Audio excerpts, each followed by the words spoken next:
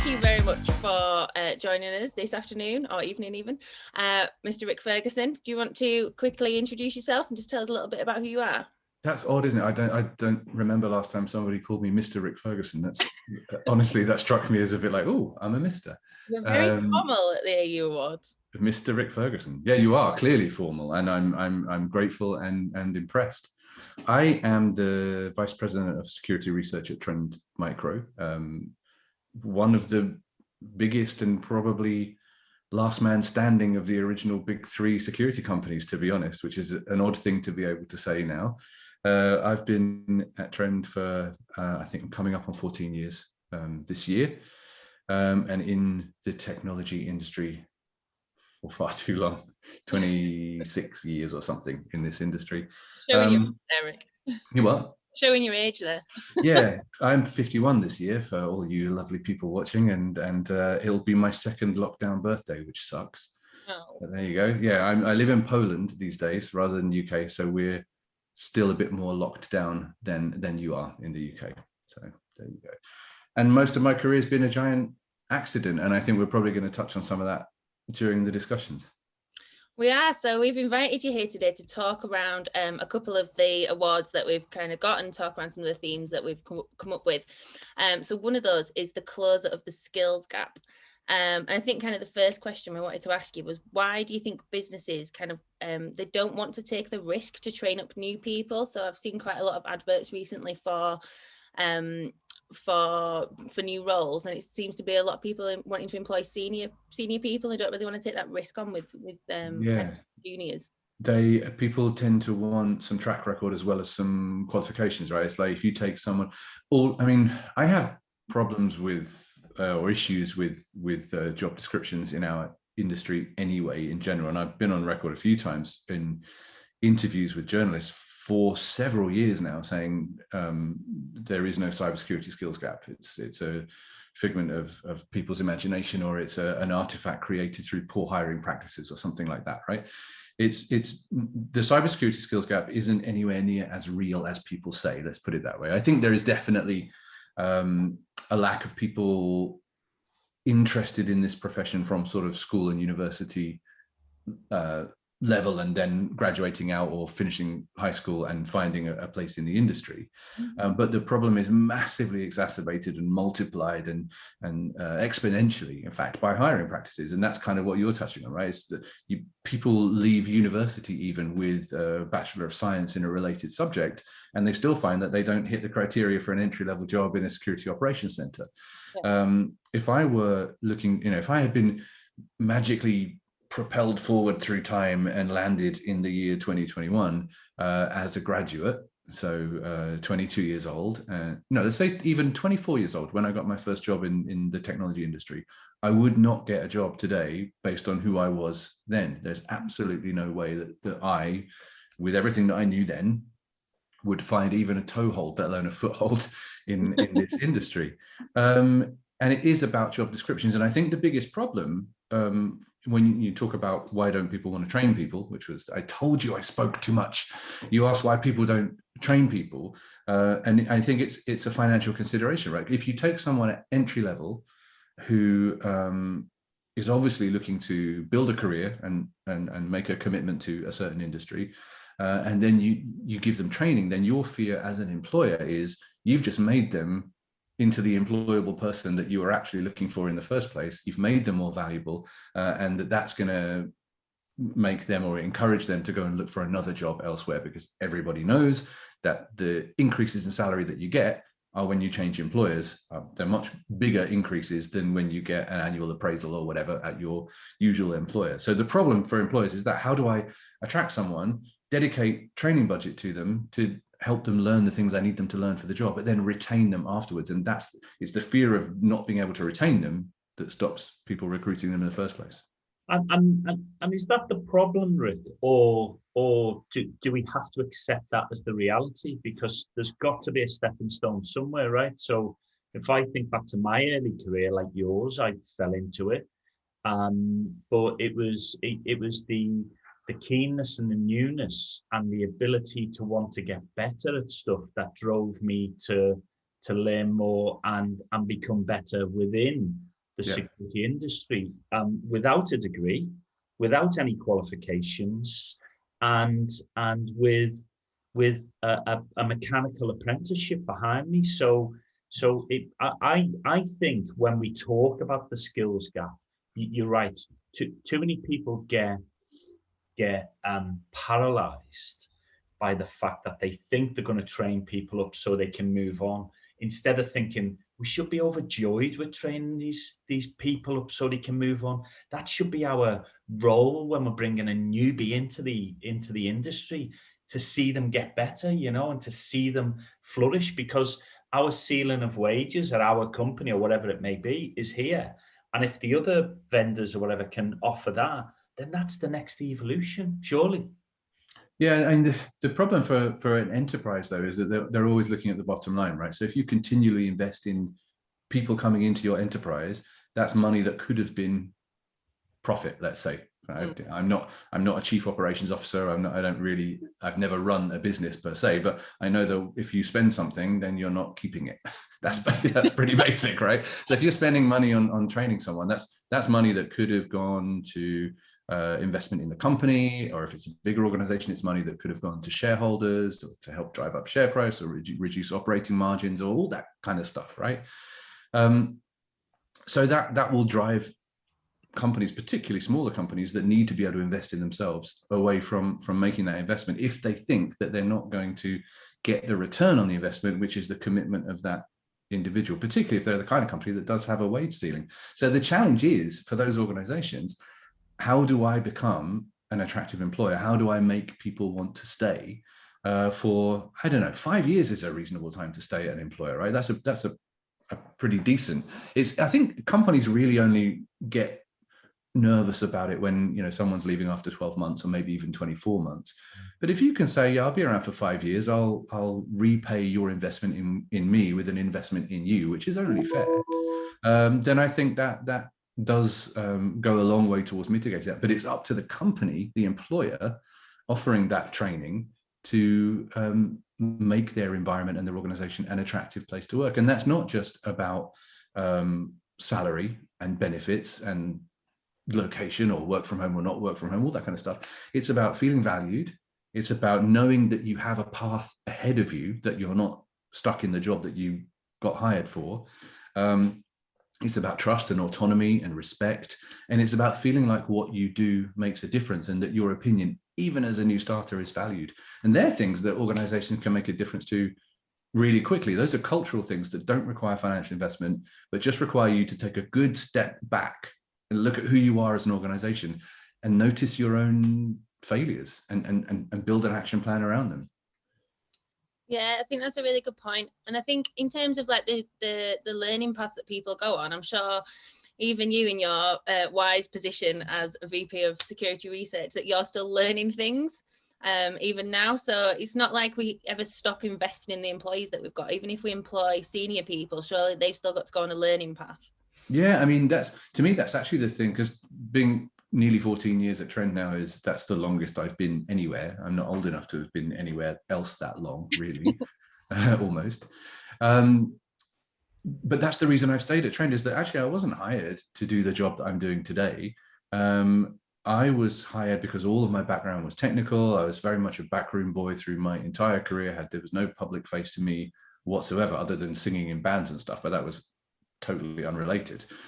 So I was hired, my whole background was telephone-based tech support. I started at tier 1, went to tier 2, became the interface between product development and support. And then I was hired into Trend as a architect, security and privacy architect, which I've been doing for EDS just prior to Trend.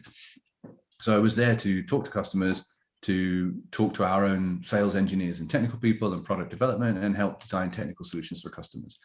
And then over the 14 years I've been there, my role has completely mutated, because it's a company, and I'm sure there are others like it, but it's an absolute gem when you find it. It's a company that allows you to identify what it is you are passionate about and to find your niche and to develop into that niche. I had never done an on-stage PowerPoint presentation before I joined Trend. I had never made a video or written a script or stuff before I joined Trend, and I had never really actively been involved in research. I had been fully and 100% immersed in taking broken shit and making it work again. That was all it was. So that's the thing. Become the company that allows your employee to discover who they are. Because Trend is an Asian cultured company, we have a lot of little aphorisms and things inside the company. And one of them is, and it's advice to everybody that works for the company: be yourself, be the best part of yourself. And the company allows you to do that. And the other one is dare to fail. It's okay to mess up. It's okay to get things wrong. In fact, inside Trend Micro, it's encouraged, because every time you do that, you learn something and you apply it next time you do something else. So it's about building that kind of culture. And I think that's refreshing to hear, which kind of takes us on to our next question in the series of when you look at a company like yours that allows you to kind of define that career and move into that. When you think about people who want to switch into cyber, what are the 3 things that you think people should focus on to be able to build that career out that would ultimately see them have that seamless-ish switch into what we lovingly call cyber now? Because, you know, let's face it, our industry isn't sexy at all. So if we call it cyber, we've got half a job of sounding windswept and interesting, right? and there's definitely an external perception. In the days when I used to get into taxis in London, which seems like something our ancestors used to do rather than something that we would still do, the driver always says, what do you do for a living? And you answer the question, and the first question that comes back is always, is it safe to use my credit card online? So there's always this perception that cyber is just that. And I think that's part of the unsexy thing.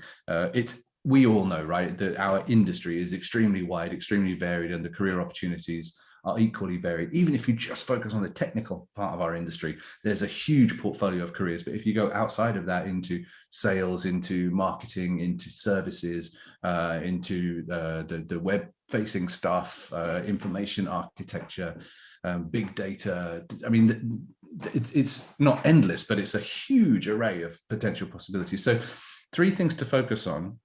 The first and most important one to focus on isn't the company you're going to work for, and it isn't the job that you want to get. It's not, don't focus on I want this kind of role, and don't focus on I want to work for that company or one that's very similar. The first thing to focus on is yourself, because it's really important to understand what drives you, to understand what makes you happy. If you can start your career off by doing something that leaves you feeling personally fulfilled, you're onto a winner for basically the rest of your career. Because for me, it took a very long time to find that. I had two very distinct parts of my character that were never happily aligned in a job. I had a very creative side, and my degree was in a totally unrelated subject as well. I have a degree in French, nothing to do with computer science whatsoever. Bonnet de douche, they say. You what? Bonnet de douche, as they say. Bonnet de douche, mon ami. It's totally unrelated. So I had that side, which was, and I still geek out over blog articles about linguistics and language. I was doing it just last night, reading blogs about, and that's why I tweeted the other day, the letter H is the most amazing letter in the alphabet, fight me, or something like that, because I geek out over shit like that. So there's that side, and the other side of me was always very technical. I had a ZX Spectrum when I was, 12, 13 years old, and I used to subscribe to Your Computer magazine and spend days typing out the BASIC that was in the center fold of the magazine. As the kind of centerfold I was looking at as a kid was code, stupid. So there was always that side of me as well, and I'd always kept up both sides, but one was a hobby, nothing else, and then it became a career. And it wasn't something that I lived for. It was something that I was interested in.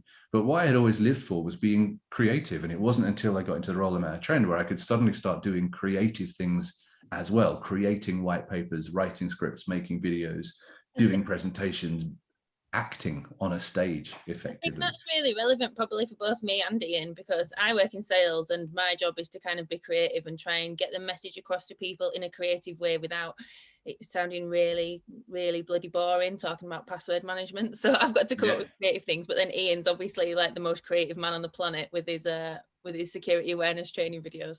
I just ask about on video, to be quite honest. But it's something that you love, right? And that's the thing, is find the thing that makes you happy. And if things that make you happy is, I don't know, if for you it's like writing scripts and making videos, You find that thing that makes you happy, and then you apply it to the industry that you want to work in. Don't decide on the industry you want to work in and try and fit yourself into it.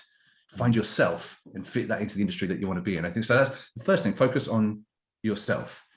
The second is definitely do your research about the companies that you're applying to. And I don't mean, obviously you should do research about what the company does and what products they have or what services they offer or what, what they're selling, but also find out about the corporate culture. It's the most important thing anyway. To you as an employee, the corporate culture is the most important thing. What kind of organization is it you're joining? Because if you won't be happy there, you will quit. And the more often you make that mistake, the more often you quit, the worse it looks when you go to the next job. If you have a series of 8-month, 12-month appointments, it's all right to do it a couple of times. Of course it is. People do that. But if you do that 4 or 5 times in a row, people will begin to look askance at you and say, all right, maybe this candidate's preferable because they're more likely to repay the investment I'm going to make in them. So make sure that you fit the company that you're going to go work for on a cultural level. And I work now for Trend Micro, which I said before has a lot. All 3 founders are Taiwanese of Trend Micro, so there's a lot of Asian in the culture. I had previously worked exclusively, actually, only for US organizations. And culturally, they're very, very different. And I'm very happy where I am now. And that is an artifact of culture, for sure. And third thing is, so focus on yourself first. Second, look at the company and the culture that you're applying to. And third, you must always have an eye on the future. I feel so hypocritical saying it because I don't. And like I said, my whole career has been a series of mostly fortunate accidents where things have fallen into place by themselves. I am not naive enough to think that everyone is that lucky. So you do need to have a plan. You do need to, not a day-by-day plan, but just say, this is my 5-year plan and maybe this is my 10-year stretch goal. This is where I want to be 10 years from now. Just so that you know that if what you're doing is aligned with where you want to be, not so you're not just going to keep rolling along being happy today because one day you won't be happy anymore. I think my 5-year plan's to retire at some point, but yeah, if only. Be mortgage free. Might be a little while away from that yet. I don't get the retirement discussion. I really don't, because like you, Rick, I genuinely enjoy what I do, right? And I feel ultimately lucky being in the cybersecurity industry. I know that sounds corny. I'm only in the industry because I was a shit footballer, right? If I was any good at football, I wouldn't be in this industry. You'd be playing for Everton, right? Like you with your singing. If I was any better, I wouldn't be in this industry. Yeah. But I think it's important. You're right. Once you're in there, you do the right things for yourself. You're not doing it to please other people, and you're focusing on what pleases you. And I always say to people, if you can make your hobby your job and blah blah blah, and people say that all the time, right? And most of the time it's motivational bullshit, right? But if you can align those 2 things and bring it in together, you genuinely do have fun every day doing this stuff, Yeah, without sure. I mean, the weird thing is, if I look back like all the way to my childhood, the first thing I ever wanted to be, shame Lisa's not here actually, first thing I ever wanted to be was an astronaut. That was very much my first ever career goal. And I didn't realize at the time, I was looking back at some old photos the other day, primary school photo, which I think was taken in 1977, 78. And it was a class photo that was obviously taken for a newspaper. And we were in the middle of doing a space project. And that may have been the thing that ignited it all for me. And then I thought about, actually, when was this taken? And how long before that was it that we actually landed on the moon for the first time? And then I realized how old I was. I wasn't alive when we landed on the moon, but it wasn't that much old news when I was at primary school. So that really, I think, ignited that in me. So I wanted to be an astronaut. The next really big thing that I definitely wanted to be was an actor. So much so that I really wanted to go and do drama at university. I wanted to go to RADA, all that stuff, but basically money was an issue to those kind of goals. So couldn't do that. And then when I was at university, I was absolutely sure I was going to be a rock star because I was singing in a band and it was all great. The coolest thing about Trend, and some of this is Trend, some of this is me, and some of this is the people that I work with, but it has actually allowed me to realize, believe it or not, all 3 of those goals. I've even been an astronaut at Trend. It's incredible. I feel like you picked that sentence there, can you? Say what? That sentence there. You can't drop that as What, if I've been an astronaut? yeah, you can't do that. I mean, I'm a spaceman, but that's a totally different thing altogether, right? We made a couple of videos for they were booth videos for, I think initially for RSA, and the first one was so well received that we made a second one as well, and it was the Starship X Gen. That was the name, and I was Captain Ricard on that, and but full studio filming. We had the set built, which was like the flight deck of the Enterprise. There were 5 crew members. We were ripping off lines of dialogue we were crossing the streams. We were taking dialogue from Star Wars and Star Trek and throwing it all in. But it was obviously stuff that was behind all that, talking about what Trend Micro does and why we do it and that kind of stuff. And then we ended up making a sequel as well. So we actually have 2. I don't think either of them are on YouTube. I know the first one is not, because the company was really worried about getting sued because we stole so much dialogue. So apparently the similarities were too close for comfort. We tried to avoid that in the second one, but I don't think that's up either. But there are definitely some stills. I can drag out some still photos if you would be interested. I think we'd definitely be interested in those. Lisa, I had to wear a wig because I was Captain Ricard. I needed actually Captain Kirk hair. So there's some amazing photos of me with Captain Kirk hair. That's amazing. Okay, cool. So I think that's kind of covered off what we wanted to talk around. Who knows? Around the cyber skills gap. So if we can talk now around one of my favorite topics, snake oil salespeople. So one of the awards that we're presenting this evening is Top Snake Oil Hunter. So that's for people who are kind of calling out snake oil salespeople who are kind of trying to push PKI or quantum, or my personal favorite, artificial intelligence. So what do you think do you think there's a danger associated with these vendors that are offering these kind of snake oil solutions? How do you think it affects the customers? You know what? I can be slightly controversial here because we all know that I work for a vendor. So I think there's a twofold danger here. The Top Snake Oil Hunter is a great award, and it will be a great thing to be awarded for. However, sitting in a vendor seat, what I also find is that it's really easy to take undeserved pot shots at vendors for snake oil by people who don't really understand what it is that vendor is saying. So Trend Micro is definitely not alone in saying we use machine learning to achieve XYZ. Guess what? Because we do. There is machine learning in our linguistic analysis of emails that allows you to work out whether it's a business email, compromise email. We build a linguistic profile using machine learning for each person that you want to profile, and then run the emails against that profile to see if we really think that person wrote it or not. That's machine learning. It's productized. It's a thing. We use machine learning to detect malicious files, to detect spam, to detect in-browser exploits. We use machine learning to find those kind of things. So that it's not that the technology that is often accused of being snake oil doesn't exist. Quantum arguably doesn't, in a commercial way yet, but it will. But it is definitely, the snake oil isn't really around the technology, in my experience. Of course, there are some out there, and there are some really famous examples and funny ones with pew pew maps and stuff, right? So of course there are some, but by and large, the technology itself is not snake oil. Where the snake oil really comes from, where it really lives, is in sometimes in marketing material and in marketing promises. Definitely, there are companies that are egregious culprits when it comes to that, but definitely from salespeople. And I say that not because I don't like salespeople. I have plenty of friends who work in sales and they do a great job, and there are lots of them, for example. But my experience in tech support leaves me in no doubt that there are also salespeople who massively overpromise. And I think that's probably the biggest issue. So in some cases, yes, it's a corporate culture thing.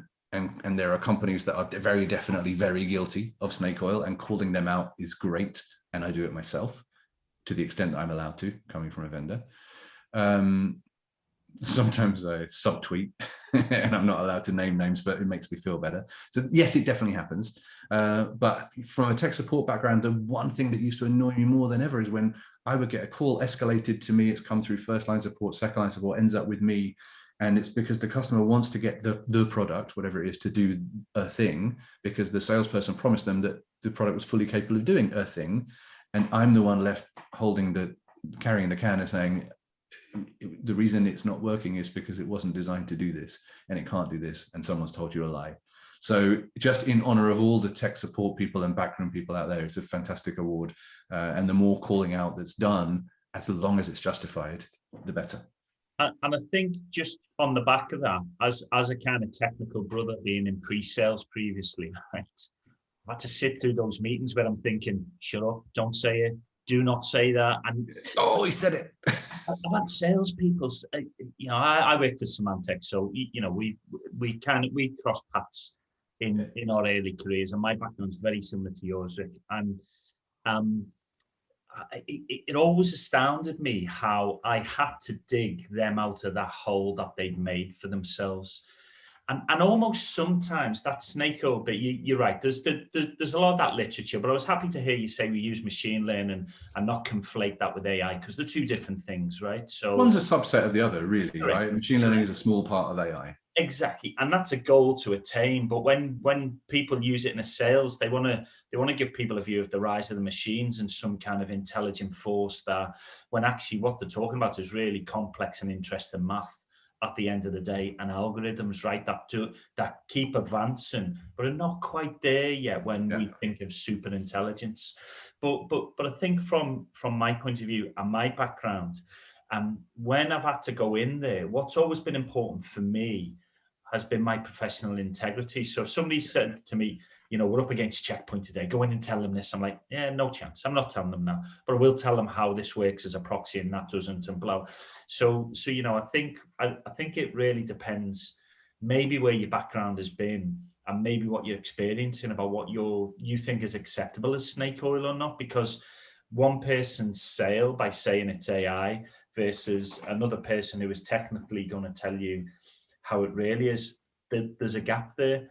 And I've found the best BDMs actually were old sales engineers or pre-sales engineers or old tech people who've gone into the sales engineer, who've then become BDMs or business development managers or salespeople. I think there's an integrity and a truth to them that you get from a technical background. Not saying that salespeople don't have integrity and truth. I've met a lot of great ones as well as the rubbish ones. It's the same in life. It's, you know, I've met rubbish SEs as well as great ones as well.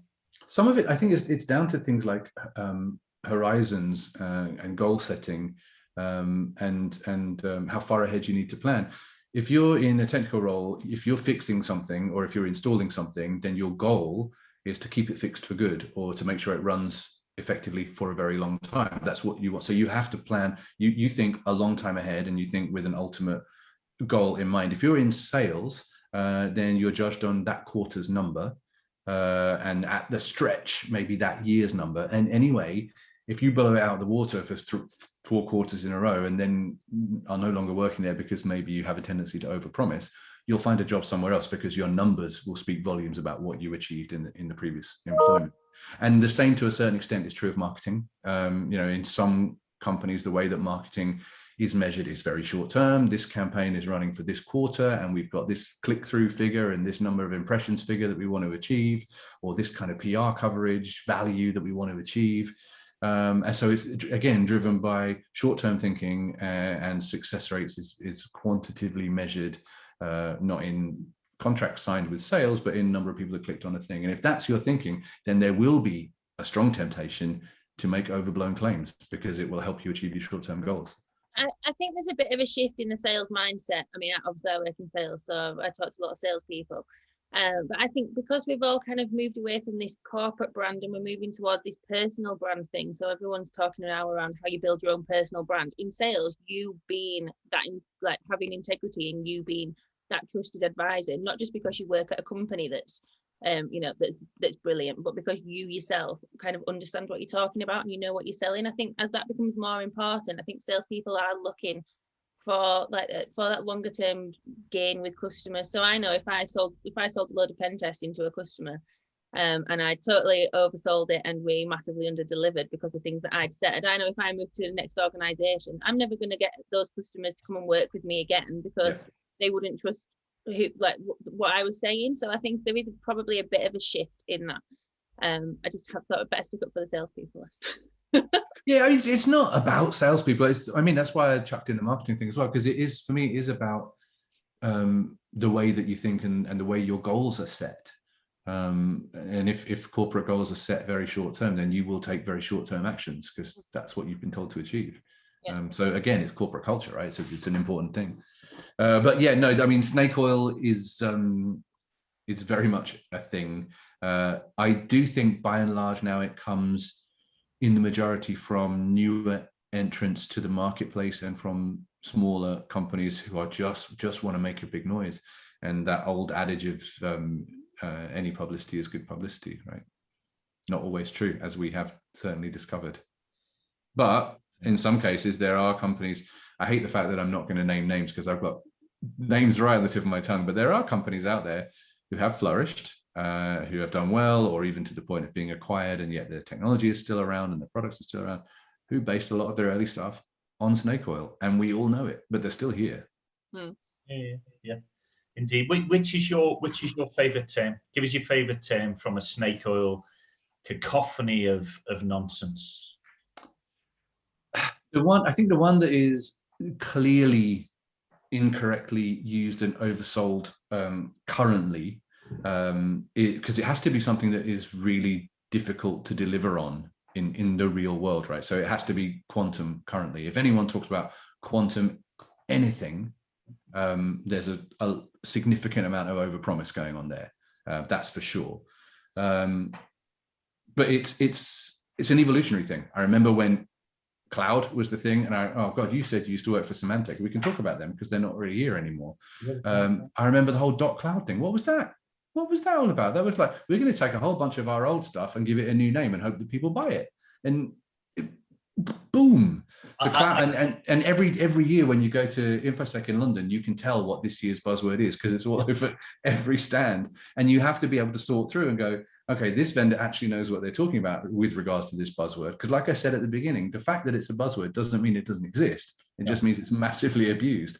And you as a discerning buyer or journalist or whatever have to be able to go, oh, these people understand what the hell they're talking about. These people have just added a suffix to what they were here with last year. So it has been cloud. It has definitely been AI. Back in the day, it was definitely APT. And you would see people brandishing the term APT without even knowing what they were referring to or without understanding actually what that term means. So yeah, it's an evolutionary thing. I think right now, definitely, if you want to look for something which is definitely being overpromised or oversold, then it would be anything with the word quantum in it.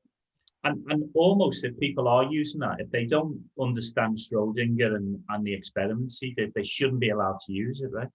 Yeah, everyone needs. What we should do is we should have like a buzzword registry which gets updated maybe quarterly, but definitely half yearly. Official buzzword registry, and we should then have a license to be able to use any of the words that are currently in the registry. So if you're going to write an email or have a conversation or design a web page that includes any of the words from this 6 months registry, you need to show your license before you publish or open your mouth. Ian, what's your favorite buzzword? I love military grade, right? And oh God, that's a great one. Use it, and having been in the MOD for 10 years, if anybody said military grade to me, right, I'd be like, yeah, I'm not touching that. It's underfunded. Yeah, underfunded. It's technology that's 10 years old. It breaks. It's full of vulnerabilities. Yet people still think, that this is something worthy to tell other people about. It's almost like an oxymoron, it's almost like the antithesis of what you're trying to tell people about if you're using that term. So yeah, that's definitely amongst all that other stuff, I bark at the moon about all that other stuff as well. And it's also something, and military grade is a great example because a lot of the buzzword stuff is entirely devoid of inherent meaning. And military grade is a great example of that. Something which has really, it's like next gen. Oh my God, I should have said that. That's my favorite one because it's evergreen. It never goes away. Next gen has no inherent meaning because if you as an organization start using next gen as a term, what do you do with your next iteration? Is that next gen? I mean, what are you going to call that stuff? Post next gen? That is why we've got the next generation machine learning CISO as an man award. alive. That is definitely one. That slipped me, but it's definitely one. Next gen. Shut up. I think my favorite one was another Symantec one where they came out with negative day protection. Like you could get any better than 0 day protection. Oh, but you can. See, that's what I mean by sometimes things get spoiled by snake oil, but they're actually real. So if you look, for example, at the 0 Day Initiative, right, CDI, which is an initiative run by us, but it came to us through an acquisition. We acquired Tipping Point and ZDI came with it. What that allows us to do as an organization is that ZDI pays researchers for their research, right? So we will buy a vulnerability that a researcher has discovered, then we will do responsible disclosure with the affected vendor. They have a fixed timeline they have to adhere to, and a patch has to be released within that timeline. But in some cases, it means that Trend Micro has knowledge of a vulnerability which isn't yet a 0 day in terms of being exploited, actively exploited out there, but we can apply protection for it even though there's nobody actively exploiting it. So conceptually, it is kind of negative 0 day, although it's a stupid term. But that functionality does exist, but it's very rare because there are not that many really well-respected 0 day initiatives out there. There's Google, there's ZDI, and they're probably the two main ones, and there's a bunch of other smaller ones. Yeah. So if people are talking about that capability, if they have it, in most cases, it's extremely limited.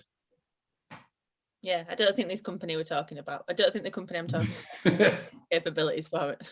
I mean, 0 day is one of those terms that has a lot of different use cases, like 0 day exploit, 0 day vulnerability, 0 day malware are all totally different things, right? But they all have the same prefix. So there's a lot of misunderstanding about it conceptually until you start getting into a conversation to try and clarify all that stuff. Prefixes are the interesting one, actually, Rick. You just reminded me of another pet hate of mine when somebody sticks an X in front of anything, you know. So again, to think about the next gen side of things, but XDR is a favorite, right? MDR as a market hasn't even grown and bloomed yet, but people are already sticking X in front of it to make it as if it's some kind of step on from what's there previously, and largely. Well, see, again, I'll have to respond, because if I don't, people go, Trend Micro have XDR. In fact, Trend Micro has been driving the XDR market. So the reason the X is there, from our perspective anyway, we have MDR, and we had it before we had XDR, Managed Detection and Response. X is extended. It's not like it's the next generation. It's extended because it takes data from a greater number of sources. It's not endpoint detection and response. It's not just endpoint. And MDR is managed EDR effectively. It's extended because it takes data from the network.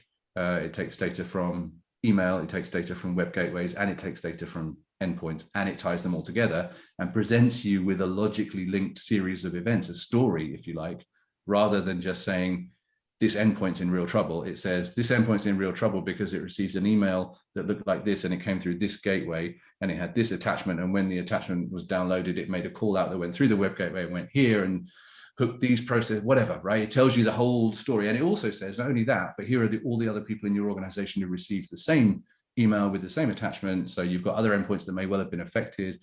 So XDR, if it's used in the correct way, the way that it is intended, has a meaning. It is something, it's extended.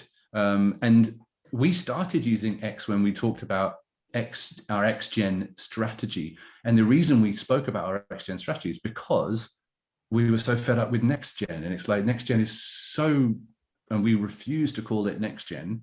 Ours is cross-generational. That was the point of the X. So cross, for X was cross in X-Gen, and it's extended in XDR. So definitely there's a a case to answer for mixing metaphors and mixing meanings. But cross-generational for us was us making a point saying, if you look at the newer companies to the space, one of the big sticks that they like to swing around is legacy AV. These are legacy companies doing legacy things with legacy technology. And we're like, well, do you know what?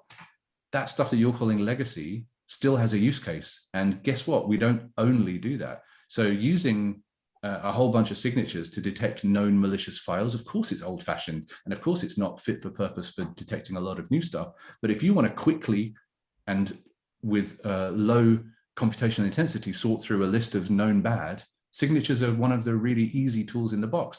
Do that first because it's quick, it's easy, it's fast. There's no reason just to get rid of it because it's old. It still serves a purpose. It's just a different purpose than the one it served initially. That's why that was the point. Ian around, right?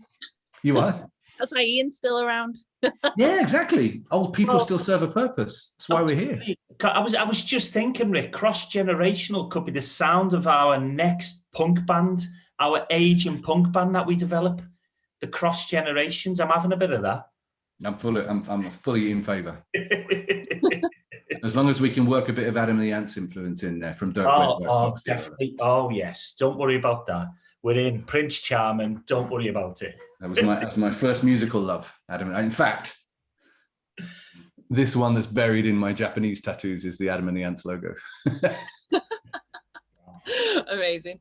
We could go off on a tangent here on 80s punk music and stuff like that, but let's get back on topic. Oh, really?